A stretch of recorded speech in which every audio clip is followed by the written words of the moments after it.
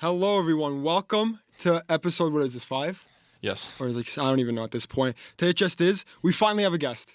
We actually have a guest. What's your name? Hey, what's up, everyone? You already know who it is. Zach Labass on the mic. Let's get into this podcast and let's have some fun. Yes, sir. Introduce yourself. Yeah. Like who you are, program, whatever. Like. Turn the mic to you, bro. Just take the mic because it's your introduction. My name is Zach Labass, BM, student number 50117503. That's some useful information. Very useful information. I pride myself on being a very good academic student, and yeah, that's it. First year? Oh yeah, first year. Cool. Okay, well, listen, I don't really care about your academics because I know you, and I don't think anyone really cares about your academics because, yeah.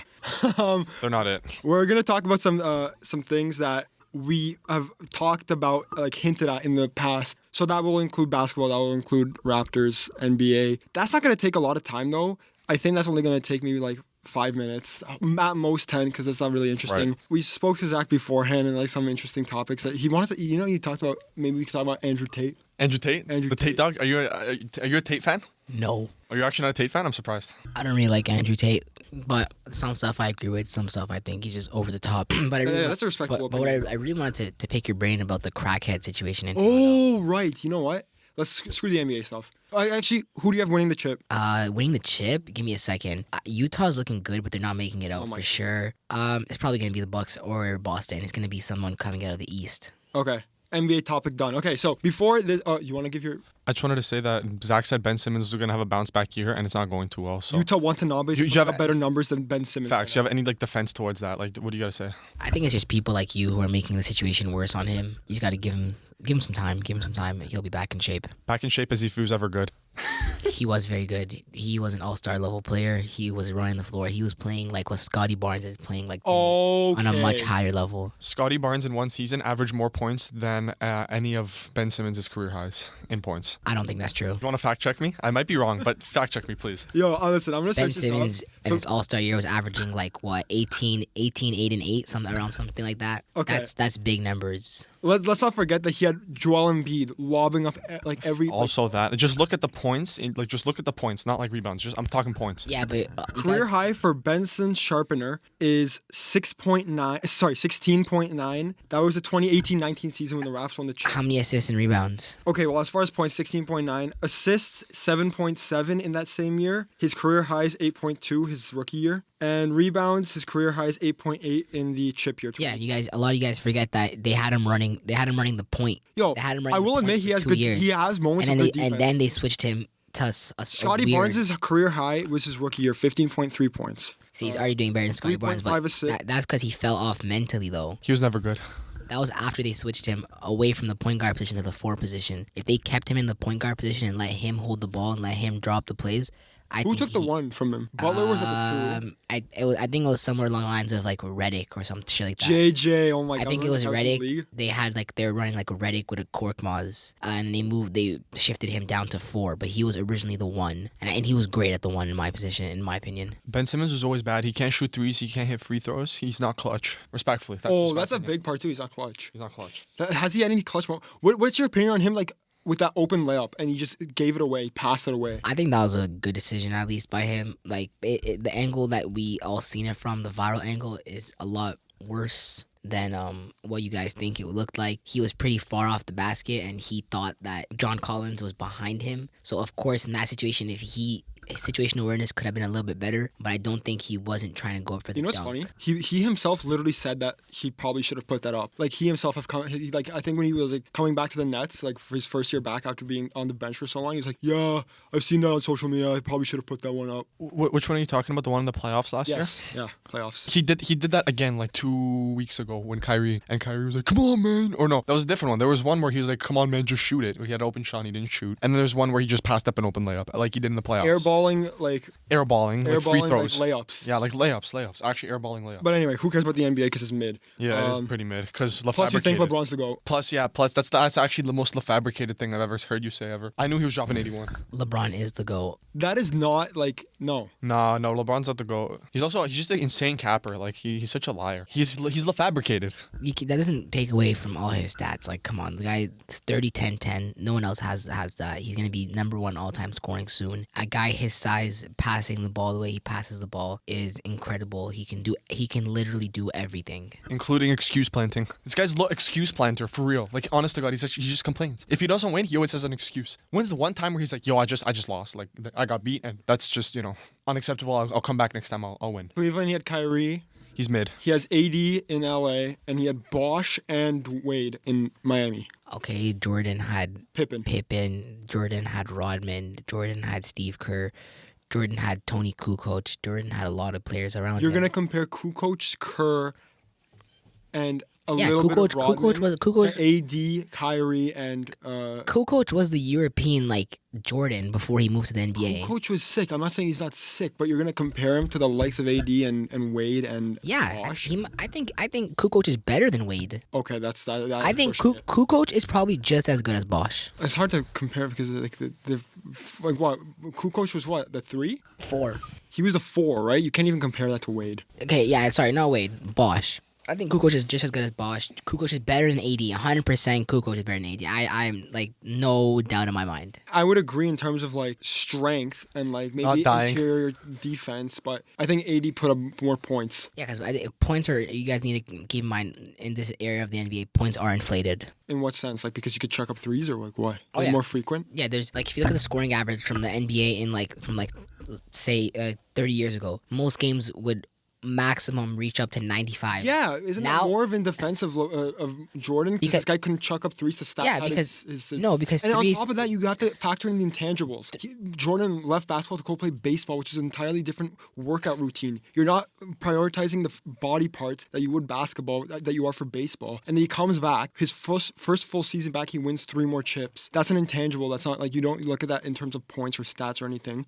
On top of that, you take into character. I like that Eddie brought up the fact that LeBron just brings up excuses. This guy doesn't take into account his own mistakes. He doesn't even factor in the fact that he can make mistakes. Where Jordan would not only be a captain and be yeah, you know what, but he flu game. He came out and destroyed. He set an example. I don't want to sound like an old hockey guy, but I'm gonna sound like an old hockey guy, like the 90s dads. Battle is actually a real thing. Yeah. Battle and grit and I know you people are oh, I don't want to hear it because that's what all the hockey dads say and stuff. But it's actually a real thing. You can see when somebody's just battling out there, and that's actually something you need to go far and plus, be that guy. It's so easy to be LeBron and be that kind of caliber of a player, and then be yeah, I'm gonna go to Miami. Oh, I'm gonna go back to Cleveland now that I see that we drafted first overall and we got this insane point guard and we trade for Love. Don't forget Jordan was a baby as well. When Jordan would not show up to team practices because he was out late gambling the night before. He was also a crybaby himself. LeBron is no exception. Yo, but I feel that's so different. This guy showed up to games. That's what matters. You don't care, bro. Jordan didn't need to show up to practice to prove his game, and he was such a leader on the court. Have you seen that clip of LeBron where he I think it was Kuzma falls and he's yeah, I seen your boy got you, and then the next clip is someone gets fouled, one of the he just looked at them on the ground. This guy's he doesn't set examples other than putting up points and rebounds and assists, the stats wise. And you know who else does that? And having an Russell ego. Westbrook. Oh no, Russell Westbrook is actually one of the worst players in the NBA. I'm not even kidding. He's actually a bottom feeder player. He's honestly terrible. I would put LeBron at the second all time. I don't think that's, you can argue that, because what he, like you said, what he has done in terms of stats is immaculate. But I feel you can't just look at that. And then some people will be also the 6 chips versus 4 chips, and I'm one of those people who say that one of them were Mickey Mouse from the bubble season. I feel 6 championships, both were back to back, were so much harder in that era. And then here he's LeBron's just yeah, I'm going to go to Miami where it's easy. I'm going to go to Cleveland back where it's easy. I'm going to go to the Lakers where that market's so easy. And Jordan stuck to the Bulls when they were crap. He stuck with the Bulls through the rebuild. He stuck through, and then when he came back as a free agent, he stuck with the Bulls. Yeah, he got paid, but he could have easily gone with a rookie Shaq, a rookie Kobe, a rookie Tim Duncan. That's facts. Yeah, I agree. Okay, no, this guy just wants to move on. Let's move on. So let's talk about, before this podcast, Zach wanted to share his opinion. We went to Tim Hortons, got some food, and for any of you who go to TMU and have been to the on-campus Tim Hortons, you know that there's I think he's homeless, right? He has to be. There's an elevated population of homeless people, crackheads. So some of you may be aware of the guy who opens the door and closes the door for people at Tim Hortons at the front. Legend. And yeah, he's super nice, and like he's always like, if you say thank you, he'll be like, no problem. And, Yeah, but he scares me though. When you seen when we were walking in and he started doing like those zombie noises. like yeah, he was talking to He was, himself. like, Yeah, there's a bunch acting of like a mental zombie. stuff there, but he's not trying to go out of your way to hurt you. Or like not trying to go out of your way to like make you scared. It's just like something that's fundamental. Anyway, Or he could just be under the influence, which is like entirely a possibility because of entirely a the possibility. this case scenario that he's in. Well, after we left, Zach wanted to share his opinion on homeless people and crackheads, and I told him to hold on to it so that Eddie and I can hear for the first time on podcast with you people. So let's hear it, Zach. What's your crazy opinion? It's not crazy. Or a take? I just think being a crackhead should be illegal. That's so okay. Yeah, so- I think being homeless should be illegal. Just buy a home, bro. No, just buy a home. There's multiple countries. It might sound stupid, but there are multiple countries where being a crackhead or being a homeless is illegal. So essentially, how it would work is You have asthma, bro? Just breathe. Wait. What countries have it where it's illegal? What does it mean to be illegally a crackhead? so you see how we have crackheads running around downtown that are just Right. straight up. Yeah, you can find them anywhere. They're like in medieval terms, they're like trolls. You know the characteristic of Sure. a troll just Okay, running we'll around. go with that. Sure. It should, in my opinion, it should be illegal to have crackheads. So what you do is arrest all of them, and you would literally put them into the facilities that you've already spent millions of dollars on that they're not going to. Like right across the Tim Hortons, a little bit past the Victoria Building, is the Toronto homeless center. It's a Toronto Mental Health and Homeless Center. It's a very big building. Yet there might be a few people who are actually registered into the building for care. The reason why this is a very funny concept to me is because if someone is like cracked out of their mind, how will they know where to go to get help? So the help should be forced upon them. They should be arrested and forcefully brought to these places where they can seek help. I see your intent and I see where like you're trying to go with this. One question I want to ask you is, do you think these crackheads want to be in the position they're in? No, but they don't know how to get themselves out of that position. It's not that they don't know. They don't. I don't. I would disagree. I think they are How, aware. how are they aware how to get Well, themselves out? because it's not free. You can't just walk into a place and be like, yeah, you can, no. serve me, please. It is. Please psychologically help me. No, 100%. If they're Canadian citizens, yeah, 100%. It's free. I think you're mistaken for like going in for a stomach ache. No.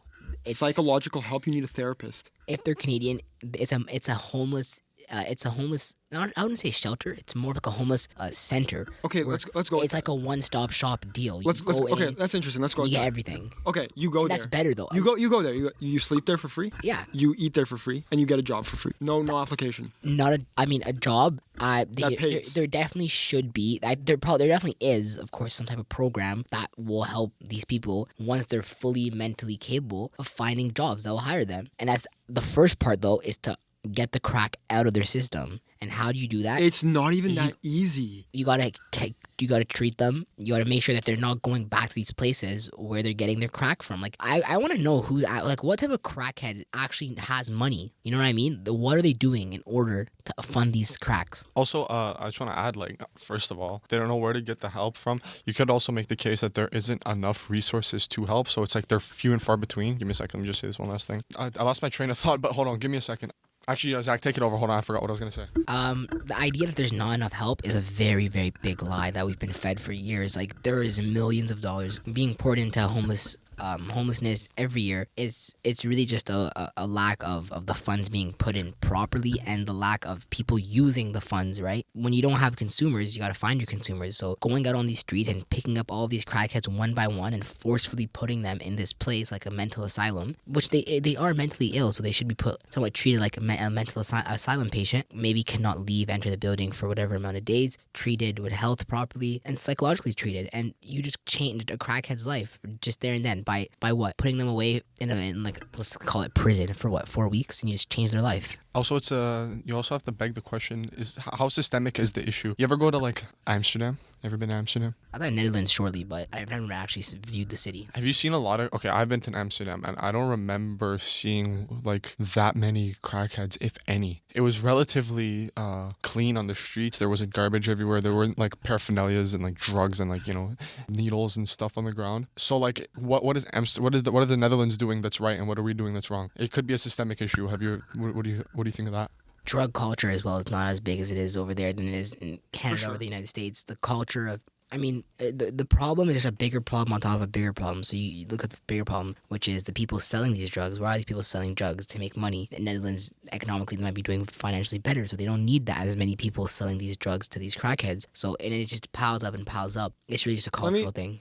Let me just clarify something. So earlier you said that you were talking about arresting them. When you say arrest them, one, if you mean by the police officers should put them in handcuffs, and even if they're not going to jail, they're going to whatever you said, a mental asylum or somewhere that they can be like checked on and like some kind of facility that will help Cared them. for.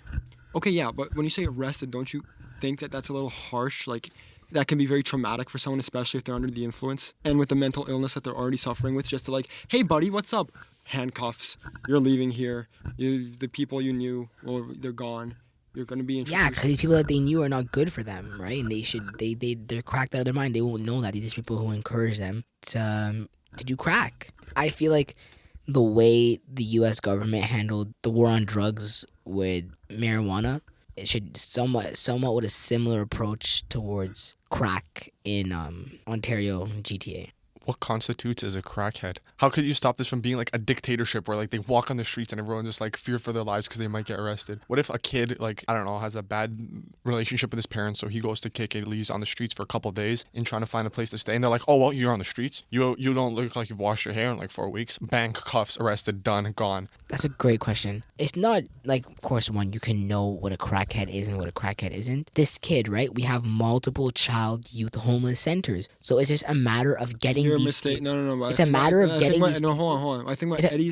Give me a second. It's a matter of getting these people to where they need to Bro, be. you're So misunderstanding they need what to be Eddie said. escorted. Eddie's not saying that if there is a homeless kid, what should they do? Eddie's saying what if there's a case scenario where someone is on the street at the wrong time? They're not really homeless. They're not really cracked out of their head. They're not really sick or dealing with mental They will be illness. diagnosed. They will be diagnosed. But I mean, you think whoever, it's right just to see someone on the street the police and be officers, like, of you course, look like you live on the street, so you're coming with us. There's the no police negotiating. the police officers, of course, should be trained. Of course, they're going to ask the right questions they need to ask. Are you homeless? Yes or no? Okay, what if I'm actually a crackhead and I say no? I feel like there's a certain level where you can tell. Like, you can. What if I'm a crackhead and I say no? What's the next step?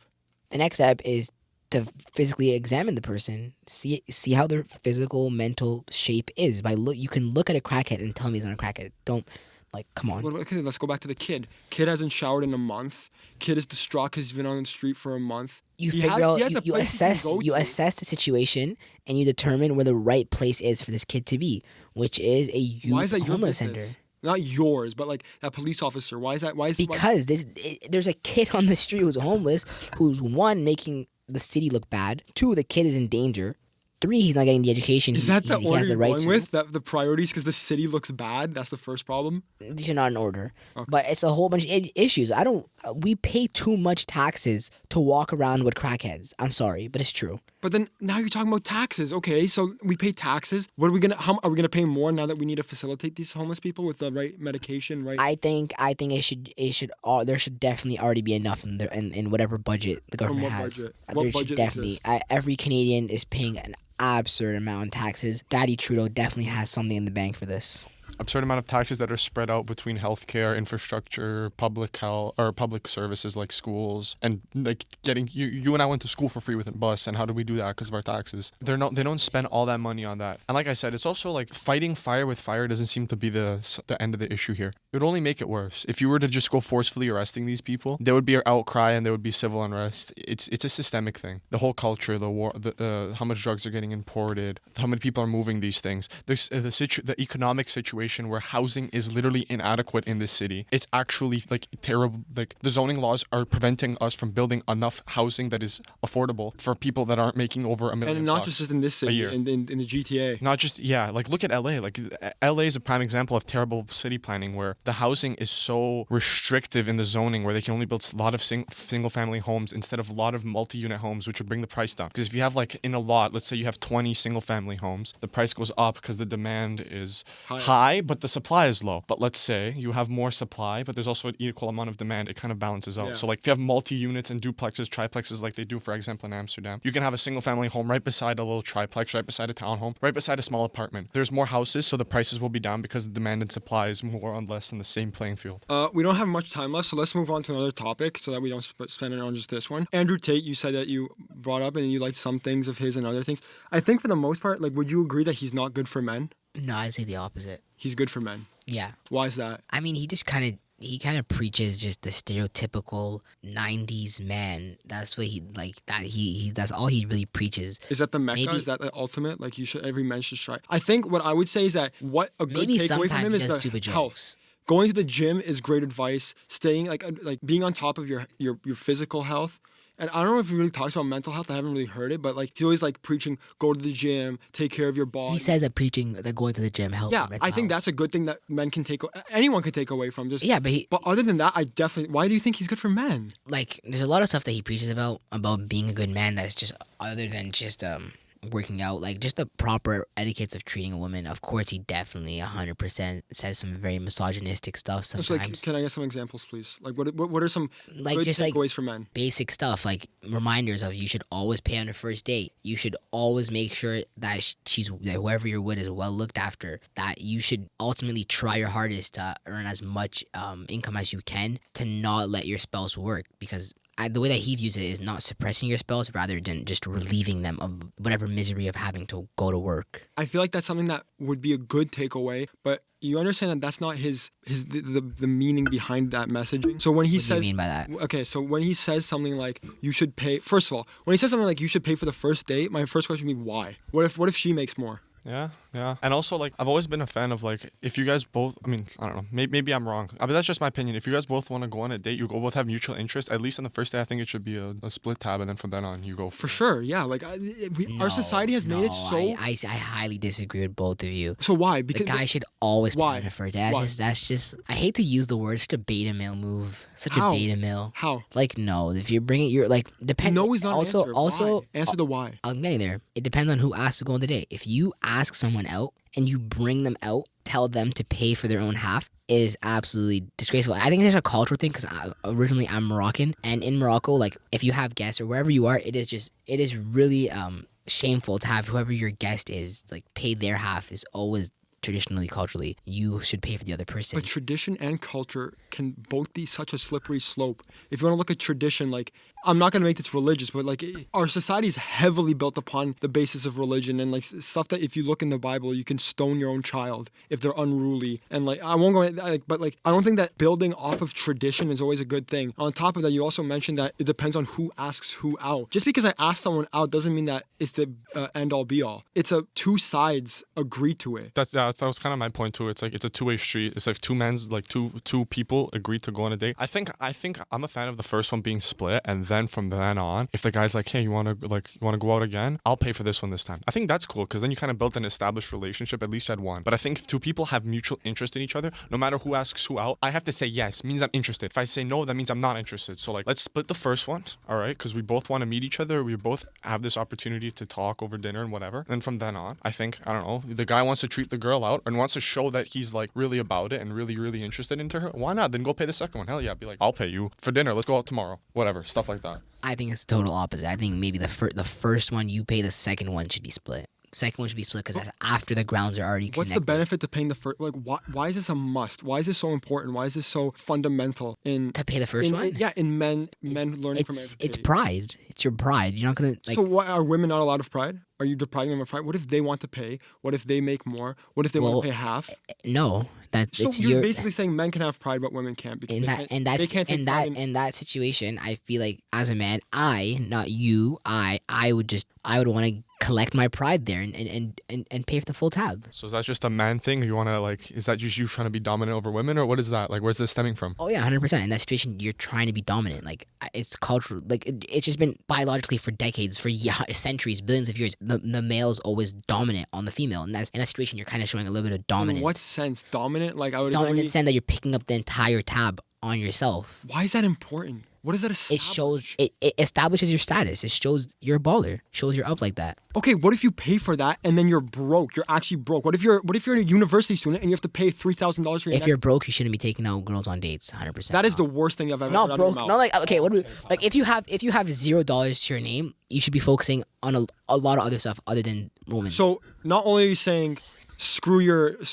social life, you're saying deprive your emotions. If I genuinely see a girl I like, deprive those emotions of asking, like taking a chance of being like, hey, you want to go? If I have $0 to my name, yeah, 100%. Like, come on, dude. Like, you can do better than that. You know who had $0 to their name? Adam and Eve. Facts. Oh my god, like that. Facts. That's so stupid. Facts. It's kind of true though. But like, yeah, like genuinely, you're down on your luck, but you see a girl you really like, you could really connect with her. Take her on a date. I don't know why it's so shameful that men are like, oh, if I have to split it or if I want to not pay the tab. Like, it's a really weird social construct that I don't comprehend. I mean, like, take her on a date, but don't take her on a date to like a restaurant. Take her on a date to somewhere where you're capable of giving her a good time without spending more than $5. Is that reciprocal? Should she give you a good time? Not sexually, I mean, like just in terms of having a good time. She'll give you a good time based off whatever time you give her. If you show no Is that a effort. two-way street? Yeah, it is. If you show no effort in being a dominant figure and being a present figure, I don't think the person will care. I just don't understand this whole men and women thing.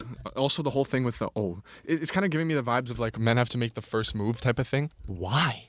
I've seen so many examples where women are just as interested as the guy, but no one ends up going. Okay, sure, I understand. Maybe the man should have went. But what's stopping a woman from being like, I like you. Let me take you out on a date. You want to go? It's just taboo. It's really not. It's just basic communication. And Even human if it's instincts. taboo, who cares? Yeah, Why? who cares? Be the Why you exception to the rule. Why Yeah. do you care so much about Like, that? go get it. You see a guy you really like and you really want to Do talk you to think? him, go Do you get it. think If breaking societal norms was that easy, Chris, we'd be in a whole different that life. easy? Saying, "Hey, I thought I saw you earlier eating center." It sounds so much easier than what it actually is made out to be for decades. Called Asking someone out. for a girl to ask a dude out, yeah, it's That just has happened so many times. It definitely has because we're a big population. What do you think but about? Okay, come do you on, think? how, Okay, it's a really in a relationship weird, where rare in situation. a relationship where the woman proposes to the man, what do you think about that? That's cool. That's I think fine. I think that's fine. Why is that fine? I think it's fine, think but it's why do you think that's fine? But then But then, yeah, then the date is not. Definitely is funny. 100% it's funny.